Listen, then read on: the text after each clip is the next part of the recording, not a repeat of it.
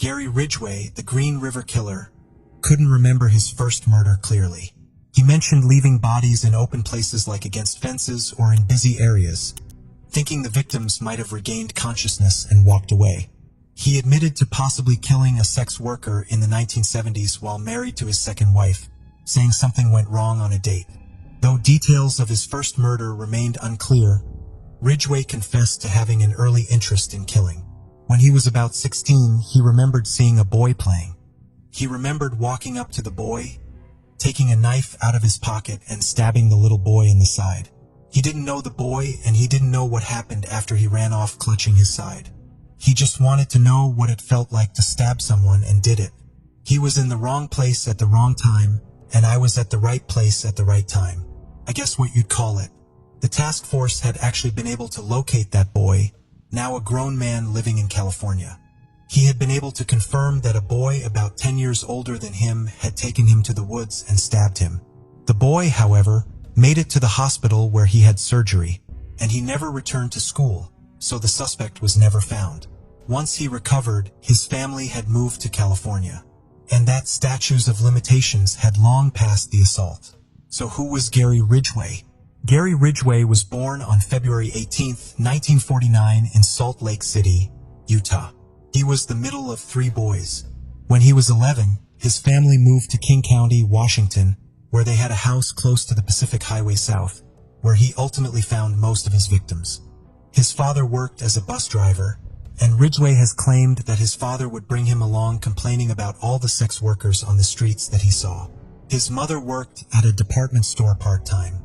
Ridgway has said that he wet his bed into his early teens, and his mother would wash his genitals after every incident. He also stated that he had anger and sexual attraction towards his mother, and that he fantasized about killing her. Before we proceed, I've got an exciting surprise for you. We've launched a brand new channel dedicated to intriguing content such as old historical mysteries, cold cases, and particularly chilling horror stories perfect for bedtime. Drop a comment letting us know if you're a fan of horror stories or not. You can find the link in the description below. Let's find out who will be the first to explore it. Alright, let's dive back into the video. His mother died a few years before he was arrested, and his father died in the early 90s.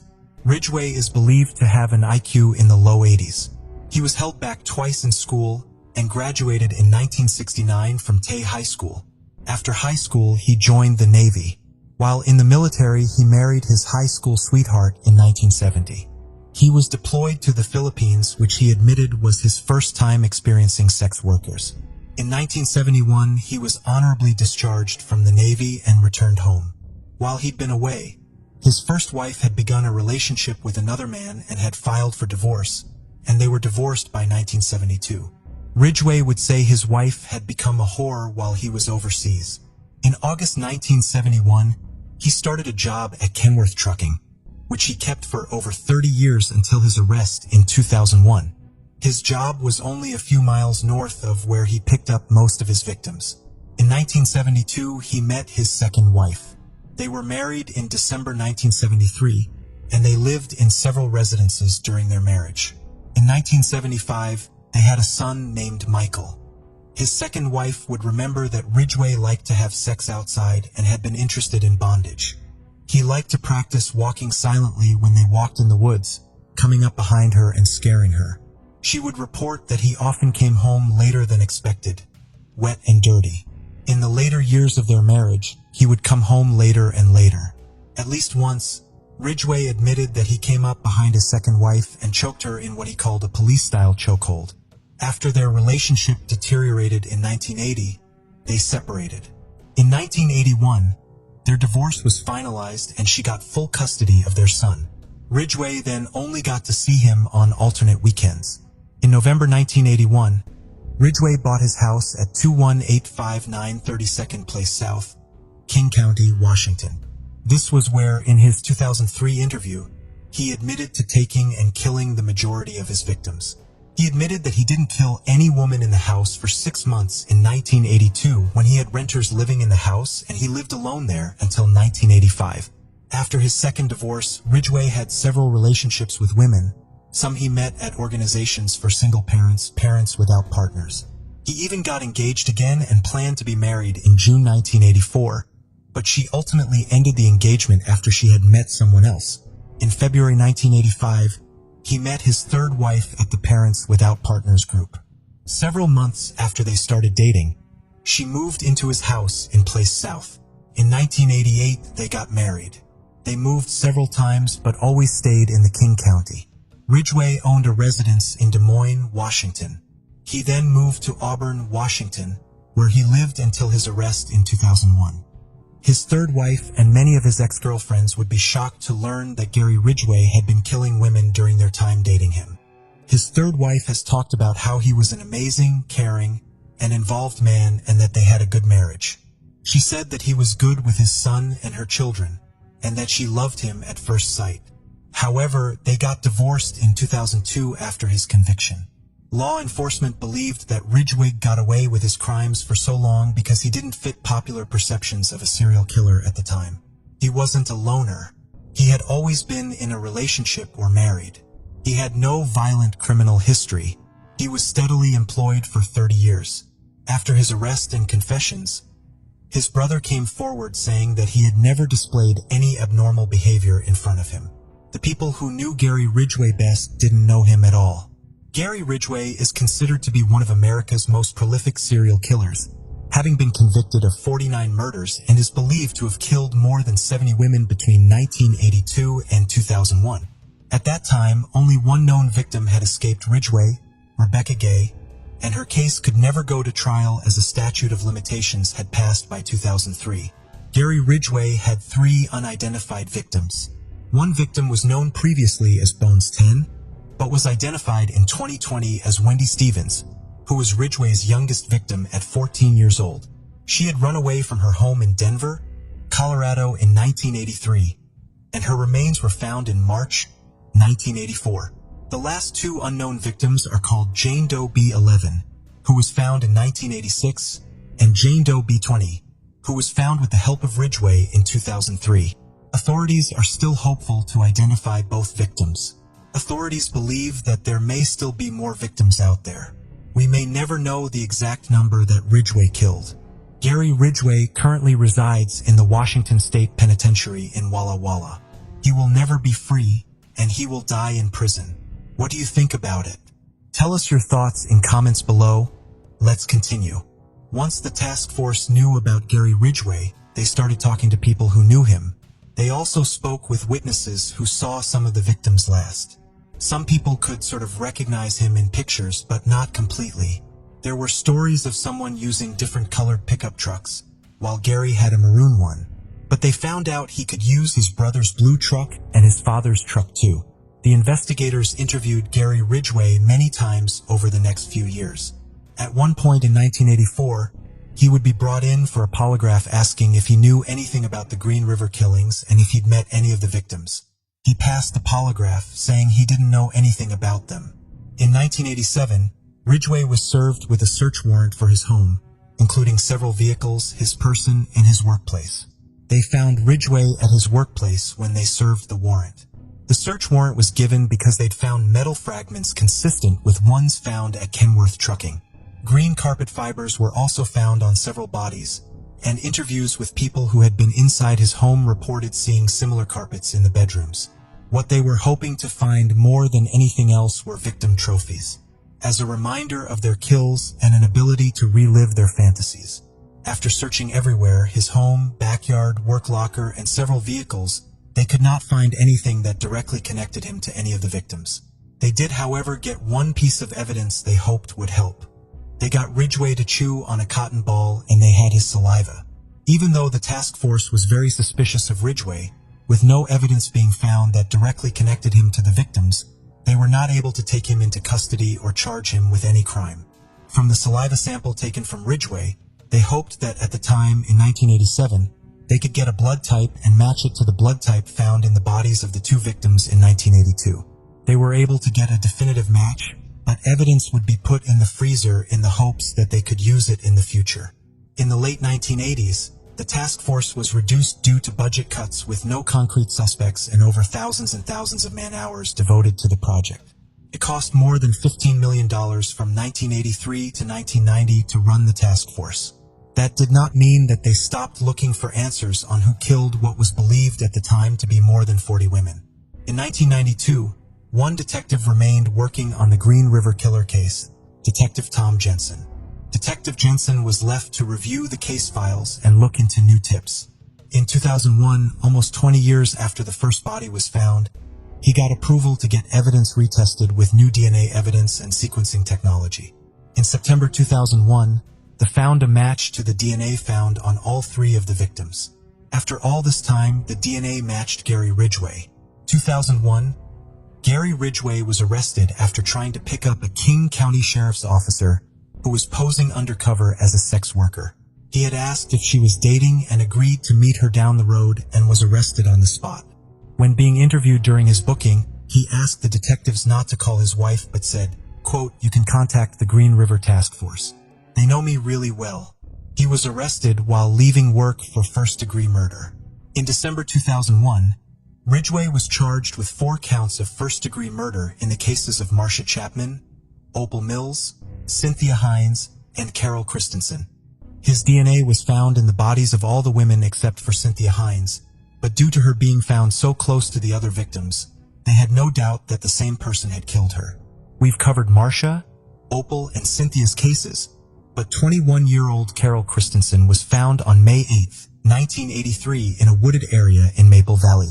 She was dressed and her body had been posed. One of the only victims found this way. She was found on her back with 2 fish placed on her torso, a bottle of wine across her stomach, and sausages on her hands. She had also been strangled. Carol was last seen May 3, 1983, leaving her work at the Barn Door Tavern. She was supposed to return, but never did. Co-workers said she was known to hitchhike around the area. Later, Ridgway would be asked why he'd posed her this way, and he would say it was all an effort to confuse the task force at the time, that none of the items had a specific meaning and that he'd redressed her and placed things he had in his house that he didn't care about. Gary Ridgway pleaded not guilty to all charges. On April 15, 2002, prosecutors filed a written notice that they planned to seek the death penalty. Over the next year, detectives and prosecutors would go over all the believed Green River cases, hoping to find forensic evidence to file possible new charges. They would send hundreds of pieces of evidence to be tested. While this was going on, the King County Superior Court put a charging deadline on March 28, 2003 to ensure the trial against Ridgway proceeded in a timely manner. Right before the deadline, a private laboratory found evidence of paint smears on 2 victims, Wendy Caulfield and Deborah Estes. The paint matched highly specialized paint using Kenworth truck paint, where Ridgway worked. On May 30, 1988, construction workers digging for a playground found the remains of 15-year-old Deborah Estes in a shallow grave in Federal Way, Washington. They found 2 pieces of clothing with the remains of a bra and fragments from a black sweater with metallic threads. A witness confirmed that she was wearing it on September 20, 1982, when she was last seen near a motel. Deborah was working as a sex worker at the time. Prosecutors would file 3 additional murder charges against Ridgway. For the murders of Wendy Caulfield, Deborah Estes, as well as Deborah Bonner, the last of the victims found in the Green River on March 27, 2003, the day before the deadline. Gary Ridgway would plead not guilty to the additional charges. The trial was set for July 2004. After reviewing hundreds of pieces of evidence and witness statements, they were unable to tie Ridgway directly to any further victims. But shortly after the additional charges, Ridgway's defense team came to the prosecution with a proposition. If they removed the death penalty, Ridgway was willing to plead guilty to the 7 counts of murder, give details, and plead guilty to an additional 40 to 47 additional counts and serve life in prison without parole. In King County, as well as direct detectives to undiscovered remains of the victims not yet found. In April 2003, the prosecution had a decision to make. They could go to trial with the 7 counts and put it to the jury, hoping they would get the death penalty, or they could take the deal. Ridgway would spend his life in prison, and more than 40 families and the task force would have answers they'd waited decades for. On June 13, 2003, the prosecution agreed to the plea agreement that would put Gary Ridgway in prison for the rest of his life. Gary would provide information on all the crimes he'd committed in King County before and after the 1982 to 1984 killing spree. He would also show detectives locations of previously undiscovered remains and would give details only the killer would know of the official known victims. Detectives were able to determine victims for which Ridgway was not responsible, and those cases could be looked at with an eye on a new suspect. The plea agreement contract included that if Ridgway was not completely candid or if he failed to disclose any of the victims, he could face the death penalty for all of his crimes. Starting in June 2003 and continuing for 5 months, Gary Ridgway was interviewed by the prosecution and task force detectives. Ridgway would claim he killed over 60 women in the King County area. As part of testing his claim to have killed his victims, he led detectives to places he left bodies and gave intricate details not previously known to detectives that had worked that case for decades. He also led them to locations that were never originally attributed to the Green River Killer. He also took them to sites of previously undiscovered remains that were missing persons believed to be Green River Killer victims, including Pammy Event, April Buttram, and Marie Malvar, the teen he was previously questioned about in 1983. He gave details of remembering being interviewed about Marie. He had leaned against the door while being interviewed so that detectives would not be able to see the scratches she had left on his arm the day before. He had poured battery acid on the scratches to disguise them. He talked about how often he did things like that. If he got hurt while moving a body, he'd fake a work injury and go on workers' compensation. He said he didn't smoke or chew gum, but would often leave wrappers and butts, even motel flyers at crime scenes to confuse law enforcement, that he would hide scratches. In his interview, he would also admit that if he got scratched, he would cut the victim's fingernails to avoid detection. In 1984, Ridgway wrote a letter to a local newspaper. It was typed, not handwritten, and it was titled "What You Need to Know About the Green River Man." It gave falsehood of what the person did for a living, saying he was a salesman. It also gave details of the crimes, including the fingernails being cut, which investigators did not know until told to them by Ridgway. The letter was sent to the FBI and was concluded not to be from the killer. Gary confirmed that it was, in fact, from him. One of the last things he did to try and throw off the task force was when he dumped 2 bodies in Portland, Oregon, trying to get the task force to believe that he'd moved on. During his 2003 interview, he first started by giving bits and pieces of information, because he didn't want his friends or family knowing what he had done. Early on, he would claim that he didn't plan to kill women when he picked them up. He would wait until something had provoked him into a rage. He would later admit that he would always plan to kill the women once he picked them up, offering them more money than they'd asked for because he knew he would never pay it, and that he might actually make money if the women had any cash on them when he killed them.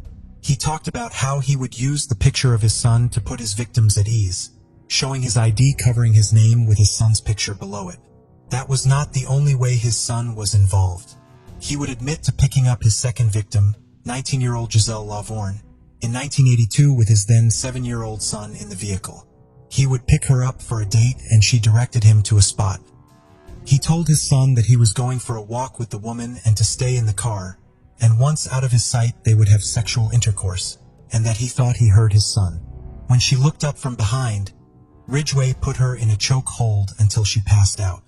He then used his socks tied together, wrapped around her neck, and used a stick to tighten until he was satisfied that she would not regain consciousness. He went back to his son and dropped him off, returning later to dispose of the body. He also admitted to returning to the body days later, while his son was sleeping in the car, to have sex with the body post-mortem. He often took women back to his house and would show them his son's bedroom before he killed them. In the interview, he admitted that dozens of women asked if he was a Green River Killer when they got in his car and before he killed them. He would use a small stature and picture of his son to explain he could never be the killer. Some would be reluctant to get into his vehicle because they believed he was a cop. He'd keep beer in his truck and offer it to them, saying that he wasn't a cop. He explained in the interview that these were not random spur-of-the-moment killings, that he would get in his truck and go out specifically with the intention of picking up sex workers to kill them. He said that he only ever picked up street-walking sex workers because they were less likely to be reported missing quickly. This is true, and it was often days or weeks after the women went missing that it was reported. Ridgway also said that he preferred to pick up young sex workers because they were more vulnerable and they didn't know the ropes. When they told him they'd only done this a few times, he believed it. He told them, quote, "I talked to them before I had sex with them and she'd say, I've only done this a few times before. I mean, if she's 13 or 14 years old, you figure that's true. If you got one that's 20 and 25 that talks the slang, and everything they say, I've only done this a few times, they've probably got an arrest record and they're lying." But the young ones stood out more because they talked when they were dying.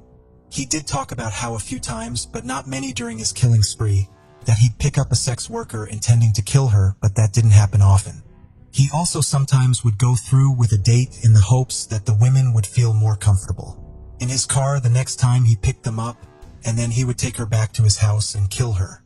He often had intercourse with the victims before so that he could get them as naked and vulnerable as possible before he strangled them.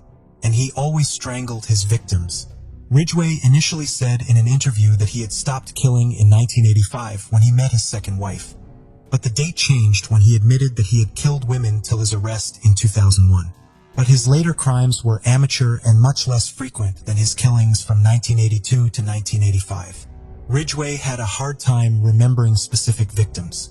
He remembers the killings, but not the faces of the victims. This is believed to be because of his psychopathy. They were not people to him. They meant nothing but property. He would remember where he placed the bodies, what time of day, and what the weather was like, but not these women were. He often talked about how it was his career to kill these women, but that they meant nothing to him. He spoke about how often he visited his victims after he dumped them and had intercourse with their bodies, saying it was a way of delaying picking up another live victim immediately. He often talked about the significant burden of having to dispose of his victims, having to find places for them. Ridgway said that if he killed them in his home, he would dispose of the body quickly, removing them within a half hour. He would often drag them with plastic or a rug to his door and back to his truck, put them in the back under the canopy, and he'd even turn the lights off to ensure that they didn't see him moving the body from his home. He had a set of rules he would follow when disposing of bodies. He tried never to leave a body where he killed them. He always drove to a secluded place to dump the body. He would pull his truck away and then walk back to drag the body deeper into an area. He almost always left them naked, so there was little physical evidence. In the case of the Green River victims, he said that he put the women at the bottom of the river because police already had found 2 of his victims and he didn't want them to have them. He considered these victims' things property that belonged to him. He was extremely careful. Unlike other serial killers, he did not keep trophies and he didn't keep anything in his house or his person from the victims. He would, however, sometimes put pieces of jewelry he'd taken off of the victims and leave them in the bathroom of Kenworth Trucking. He had hoped that his coworkers would take the jewelry, and sometimes he would see some of those coworkers wearing his victims' jewelry. He also took the polygraph in 1984 without an attorney. He is believed to have passed that polygraph because of his psychopathic nature. It's designed to measure stress, and with that, he felt none. Even though he could not remember the women, he could remember what happened to himself or his property or where he left them with extreme detail. Ridgway also didn't have a racial preference. He did say in the interview that he preferred white women, but in the end, it was the kill that mattered, not what they look like. What do you think about it? Tell us your thoughts in comments below. Let's continue.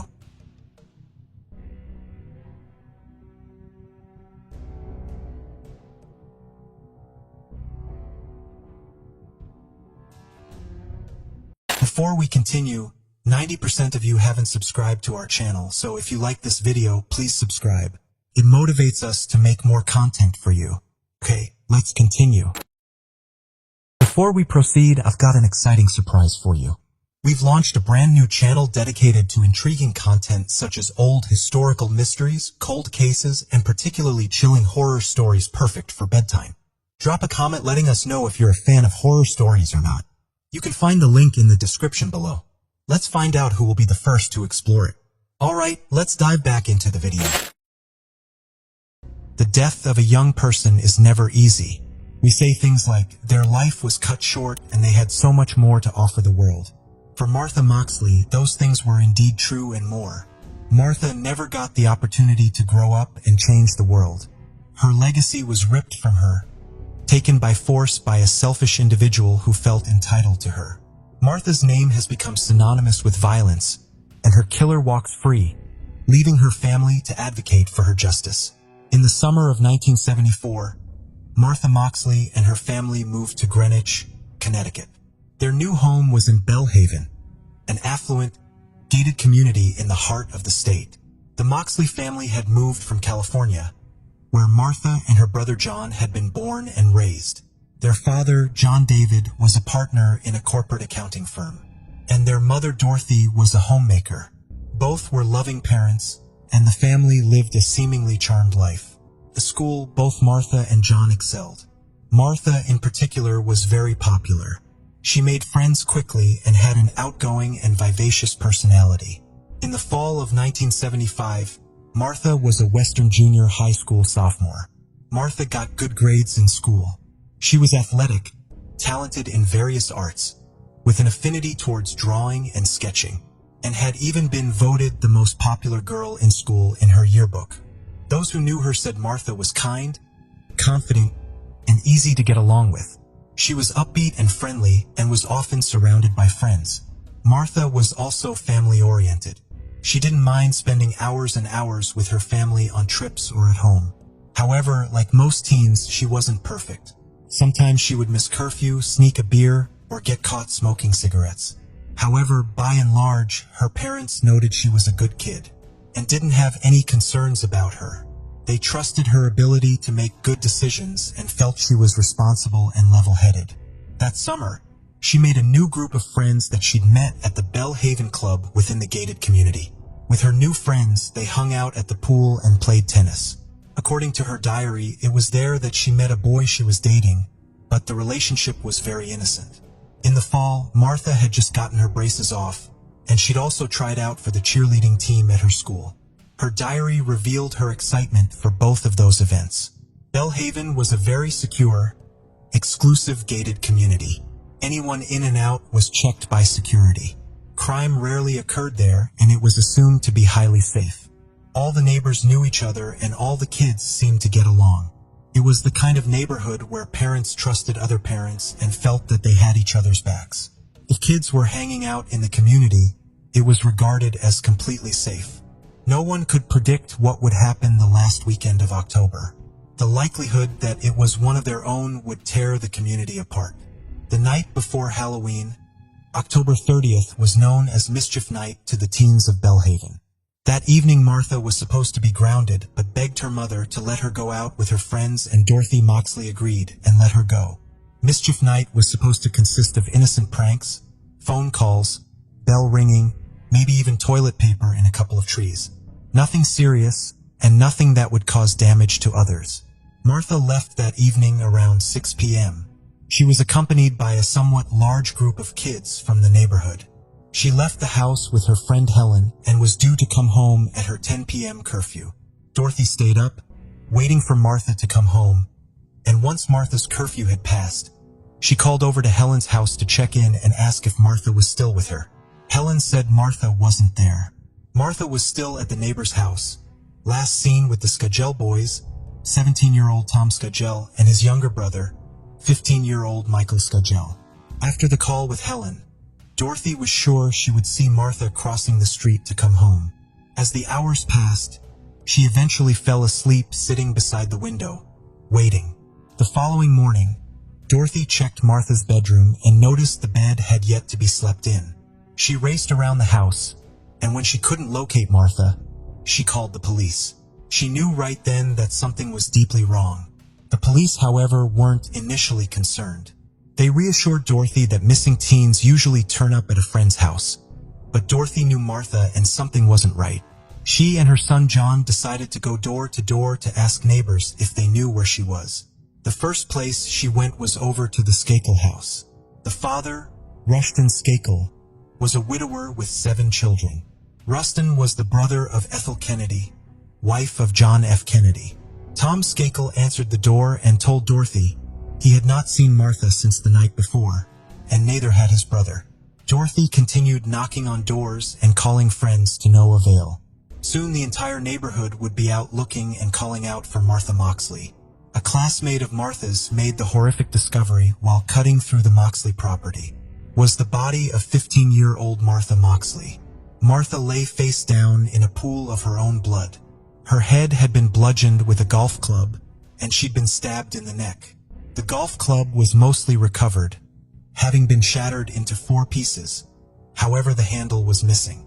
It was revealed that Martha's jeans, underwear, had been pulled down to her knees, but officials have stated that she wasn't sexually assaulted. Detectives speculated that Martha had been attacked only 200 feet from her front door. The first blow appeared to have been to her jaw, signifying she had faced her attacker, but evidence showed she'd been taken by surprise. She didn't have many defensive injuries, and the initial blow to her face had likely rendered her unconscious. There were drag marks from the initial attack site to under the tree where her body was found. The golf club was then likely broken into pieces, and a sharp portion of the shaft was used to stab Martha to death. No one heard or recalled hearing any screaming, but several neighbors reported their dogs barking from 9:45 till about 9:15 p.m. Trees on the property shielded Martha's attack from the view of Dorothy and other neighbors who could have witnessed it. There had only been one street lamp nearby, and it likely would have been quite dark. The discovery of Martha's body sent shockwaves through the community. Police were called to the scene, and they uncovered a bizarre clue during their initial investigation. The golf club used to bludgeon Martha belonged to the Skakel family, matching a set found there. The media went into a frenzy once the Skakels became involved in the investigation. Though the Skakels didn't share the name, the Kennedy connection drew wild media attention. In addition to the family being wealthy, well-connected, all in their own right, Rushton was the heir to a coal empire. Detectives put together a timeline of Martha's last few hours. Based on reports from friends, Martha arrived at the Skagel home with her friends Helen and Jeffrey at 8:45 p.m. Michael Skagel was the one who opened the door, and the 4 hung out for a while before Tommy arrived. Then the 5 hung out until 9:30 p.m. when 2 other Skagel boys invited the group to a cousin's home nearby. That is when the group starts to disband. But she declines. Jeffrey walked Hell at home, and Martha stayed at the Skakel house with Tommy. Investigators determined Martha had been attacked between 9:45 and 10 p.m., and both brothers had solid alibis. Tommy, who was the last person seen with Martha, told police he said goodbye to her around 9:30 p.m., and then he went inside to complete a school assignment, and then watched a television program with their live-in tutor. Similarly, Michael told investigators he was away from home between 9:15 p.m. and 11 p.m. at his cousin's house, and his story was corroborated by his cousins. In Martha's diaries, she revealed that both Skakel boys had been flirtatious with her at some point. She'd been practicing driving, and while in the car, Tommy had put his hand on her knee twice, which she had pushed away both times. She also said that Michael had been drunk and, quote, made an ass of himself. In her diaries, she doesn't appear to have reciprocated any romantic feelings for either boys. Still, that evening on October 30th, Hella remembers Martha and Tommy being playful and flirty with each other. Other friends revealed seeing Tommy and Martha go off behind a fence, and the two were later seen kissing around 9:30 p.m. Tommy became a prime suspect and was interviewed by detectives. Initially, detectives had been allowed to do a cursory search of the Skakel property. However, when it became clear that Tommy was being investigated as a suspect, Rushton stepped in with a small army of lawyers and stopped cooperating with law enforcement. After that, a warrant was never obtained and law enforcement never went back to the home. Rushton Skakel eventually hired private investigators to conduct their own investigation. Allegedly, this was to assess any potential risks to either of his sons. As both boys had alibis, Greenwich investigators were forced to look elsewhere to 23-year-old Kenneth Littleton, the Skagel family's live-in tutor. Those in the Skagel household claimed Kenneth was outside at 9:45 p.m. to investigate a noise and returned around 10:25 p.m. Investigators dug deeper into Kenneth but found no reason for him to want to harm Martha, as the two had never met. Littleton had worked at the Skakel residence for less than a month before the murder. However, he stated he'd seen disturbing behavior from the kids he was supposed to be a companion to. He said he learned quickly that Michael was already developing issues with alcohol. He said once he discovered a chipmunk that had been killed with a golf club and pinned to the lawn with golf tees pierced through its body. He said he approached Michael about the chipmunk and asked if he'd done it. According to Kenneth, Michael responded, quote, "Though it needs to be said that Kenneth Littleton isn't the most reliable witness. Year after Martha's murder, he was fired from his job and harbored a deep resentment towards Rushton Skakel. He'd been fired because the eldest Skakel's kids' grades had gone down, and he had a series of substance abuse issues. He was hospitalized after attempting suicide, and it would take him over a decade to get his life back together. Without any solid evidence, the case went cold until 1991, when the case was reignited. In '95, investigators discovered leaked documents from the private investigators that Rushton Skakel had hired. Documents revealed that Tommy and Michael had lied to Greenwich investigators during their initial interviews. Michael revealed to his father's private investigators that he'd not gone straight home at 11 p.m., and instead he went over to Martha's house, climbed a tree, and masturbated outside what he believed was Martha's bedroom window. According to Michael, he used to go around the neighborhood peeping into windows to, quote, jerk off. He said this was the first time he'd gone to Martha's house, and he hadn't initially realized the room he was at wasn't Martha's. It was her brother's. In the documents, it was also discovered Tom had last seen Martha closer to 10 p.m., not 9:30 p.m., throwing out half an hour of his alibi. Tom initially denied kissing Martha, but eventually stated that he'd kissed her and the two had made out for a while before she went home. Both now had provided reasons as to why their DNA may have been found either on Martha's body or near the crime scene. Also, Michael's main alibi had been Helen, who had stated she saw Michael get in a car and drive away from the Skakel home. Helen was discovered to be a close family friend, and no one else could corroborate an alibi for Michael between 9:30 and 11:30 p.m. A new witness also came forward claiming Michael had confessed to Martha's murder during his time at the land school, saying, quote, "I'm going to get away with murder. I'm a Kennedy." The school was a private institution that was part rehab, part psychiatric treatment facility. Michael was sent there after he caused a severe car accident while driving drunk. However, these claims were never substantiated, and the witness that had come forward died of a drug overdose before his statement could officially be taken under oath. In 1998, a grand jury ruled that there was enough evidence to arrest Michael Skakel for the murder of Martha Moxley. The theory was that Michael had a crush on Martha and that he went into a jealous rage when he saw Martha and his brother Tommy kissing. He then lied in wait for Martha to go home, attacking her with a golf club from his house and killing her. In 2002, audio recordings made by Michael Skakel were leaked to the prosecution. The recordings were for an autobiography Michael wanted to be written, and the audio recordings were used to shop around to different publishers. The unpublished book was sent to be called, quote, "Dead Man Talking, A Kennedy Cousin Comes Clean." In the recordings, he detailed what he remembered from October 30th, 1975. The recountings closely resembled what he'd said to his father's investigators, but also revealed that he'd been drunk and had been smoking pot, and he said that he'd been sexually attracted to Martha and, quote, "I wanted to kiss her, I wanted her to be my girlfriend, and I was going slow, being careful. The truth is that with Martha, I felt a little shy. I thought that maybe if we spent the evening together at my cousin's, something romantic might develop between us." After that, he went back to claiming that he'd gone to his cousin's house.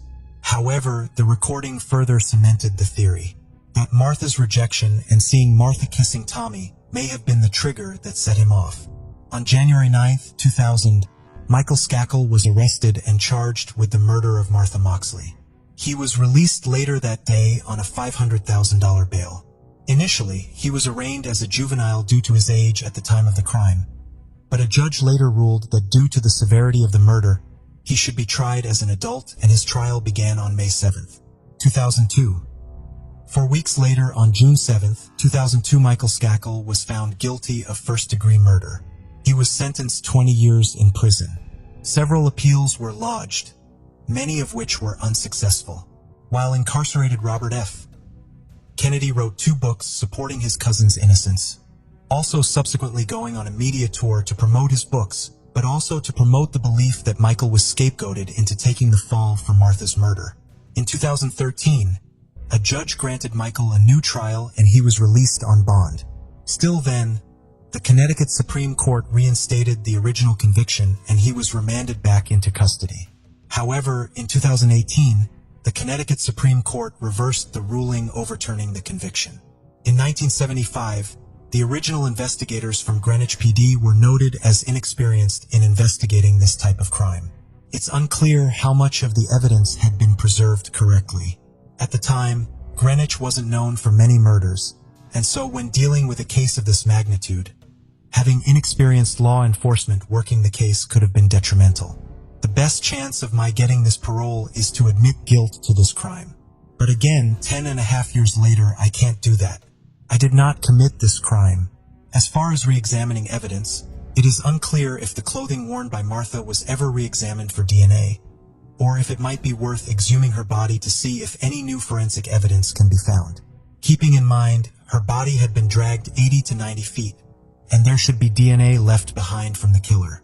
Accusations of special treatment for the Skagel family also plagued the original investigation. Once the murder weapon had been identified as coming from the Skagel home, proper search of the property was never conducted. This seems to have been a huge lack of judgment from law enforcement. A key piece of evidence was also never found. It was the golf club handle. That piece likely holds key evidence that could directly point to the killer by way of fingerprint or DNA. There also appears to be several pieces of evidence missing from the original case file. Photographs from the autopsy were cataloged but have since disappeared, along with other pieces taken by the medical examiner. This case gets more and more mysterious. Missing evidence, bumbled police investigations, and accusations of special treatments, all in what appears to be an effort to protect a killer. Which begs the question, who is worth protecting? Or rather, whose reputation is worth protecting? And how much money does it cost? And whose pockets are deep enough to afford it? Michael Skakel was released from prison and is now a free man. According to reports, the state of Connecticut does not plan to retry Michael Skakel for the murder of Martha Moxley due to insufficient forensic evidence. Many of the original witnesses have now passed away. Many believe that had Michael Skakel not come from such a prominent family, the case never would have been dismissed, overturned, or ignored. Martha Moxley's killer likely still walks free, and her case remains unsolved, and justice for her murder has never been served. Martha would be 63 years old this year, but will remain 15 forever in the hearts of those who still remember her. Her father, who passed in 1988, never knowing what happened to his daughter. Dorothy, now in her early 90s, continues to keep Martha's murder case in the spotlight with the help of her son John. What do you think about it? Tell us your thoughts in comments below. Let's continue.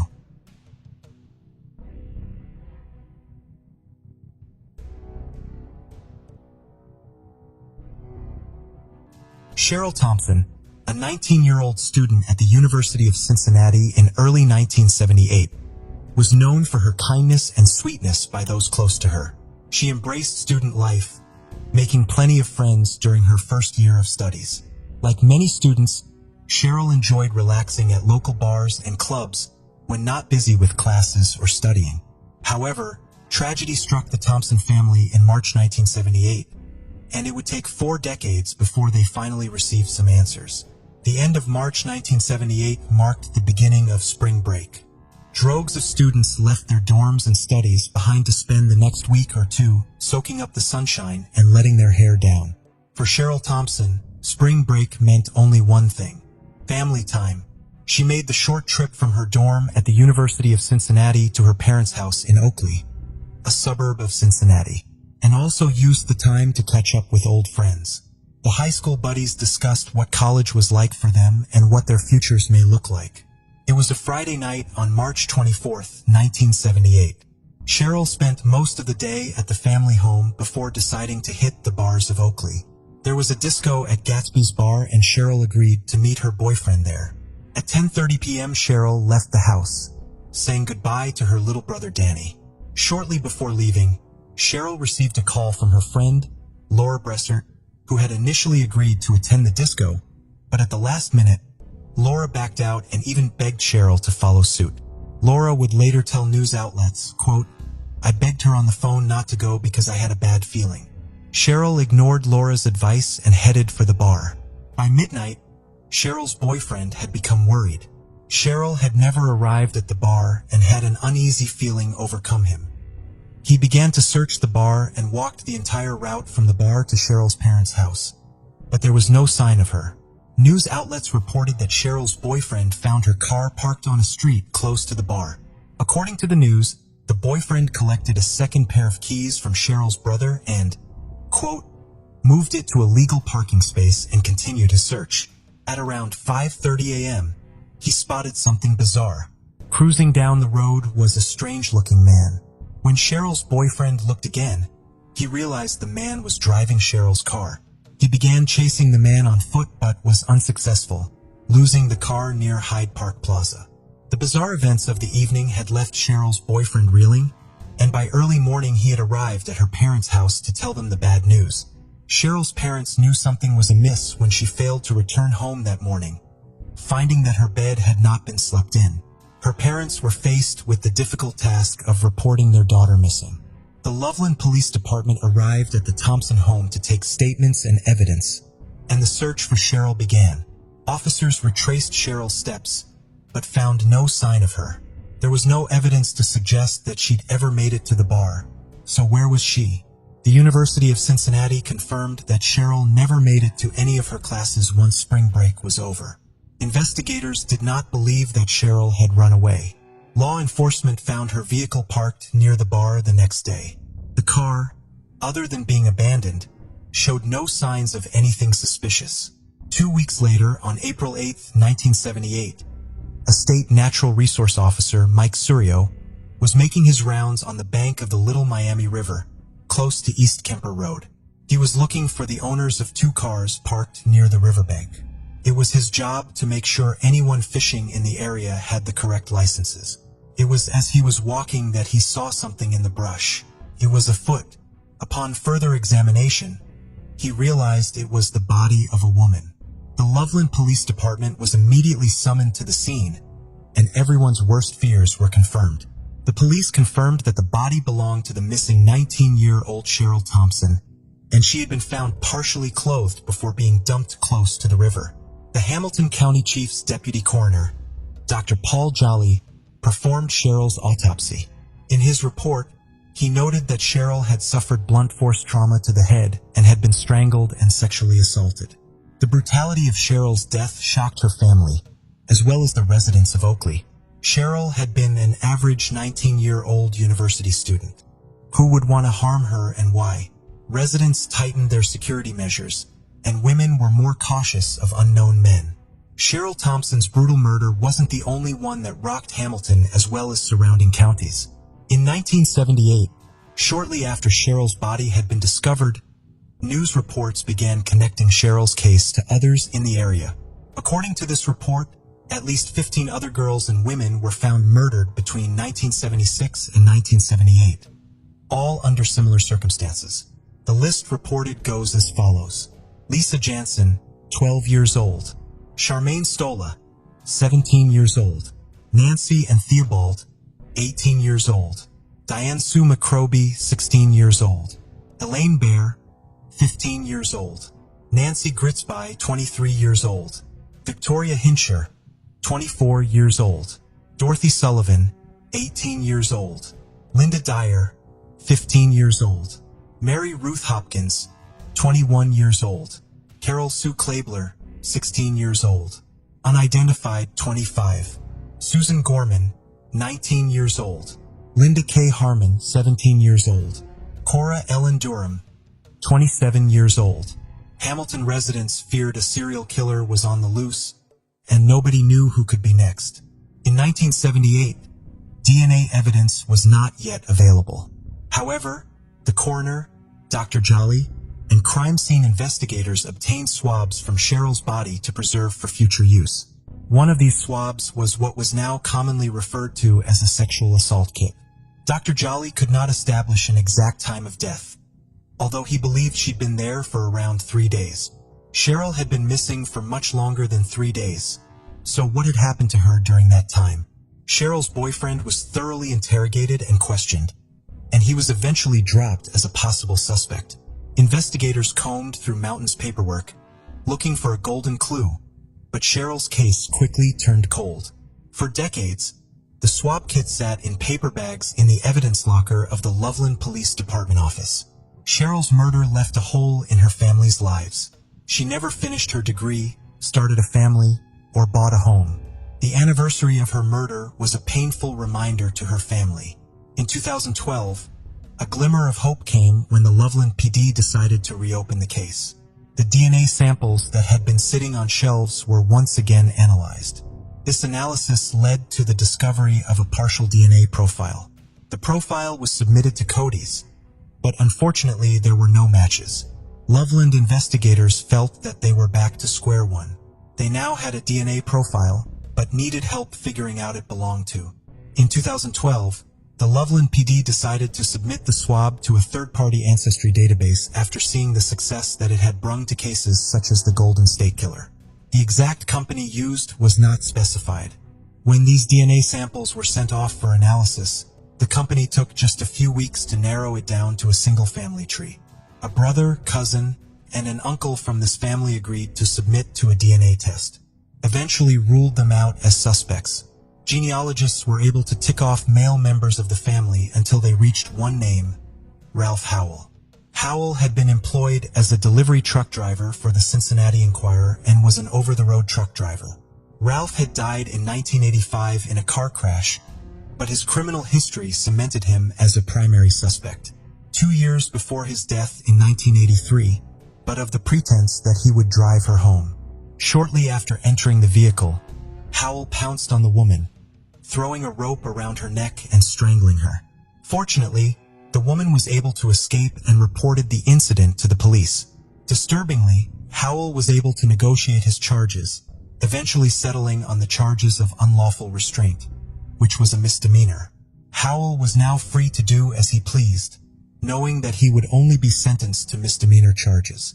Investigators believe that this was not Howell's first crime, but it was the first time he'd been caught. In the wake of the DNA analysis, Ralph Howell's body was exhumed and a sample of his DNA was obtained from his jawbone. This sample was sequenced, and in November 2022, the Loveland Police Department, in cooperation with other agencies, posthumously charged Ralph Howell with the sexual assault and murder of 19-year-old Cheryl Thompson. Whilst Ralph is no longer with us, this conviction brings some closure to Cheryl's family. Cheryl's brother Bill told the media in a statement on behalf of the family, quote, "We are glad my sister's killer is dead and can't hurt anyone else. As a small family, we're still glad that they finally got some closure." Hamilton County Prosecutor Joe Dieters told the media, "There's no doubt in our mind that Ralph Howell was a serial killer. Along with the murder of Cheryl Thompson, Ralph is believed to have murdered a 17-year-old Charmaine Stola, murdered in 1978, 18-year-old Nancy and Theobald, murdered in 1977, and 24-year-old Victoria Hinscher, murdered in 1976. Unfortunately, DNA was not recovered from these victims at the time of their murder, making it unlikely that law enforcement will be able to positively link Ralph Howell to the murders conclusively. However, due to the circumstances of all three murders and their closeness to Cheryl's murder, they are confident that all four are connected. At this time, it is unclear if the Loveland PD will go forward in trying to exhume these victims. Due to his employment in the trucking industry, law enforcement has stated that there may be other victims outside of the region where Howell lived. They will go forward and submit his DNA nationally to see if there are any more victims connected to him. What do you think about it? Tell us your thoughts in comments below. Let's continue.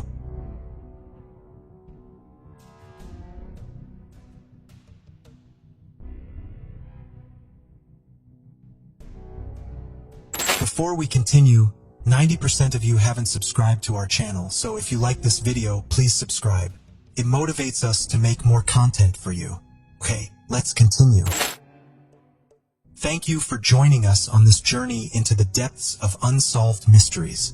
Cold cases not only challenge our understanding of the past, but also ignite our curiosity and determination for answers. Remember to subscribe to stay updated on our latest investigations. And if you have any information regarding the cases we've covered, don't hesitate to reach out. Together, we can shed light on the shadows of the past and bring closure to those who seek it. Until next time, stay vigilant, stay curious, and never stop seeking the truth.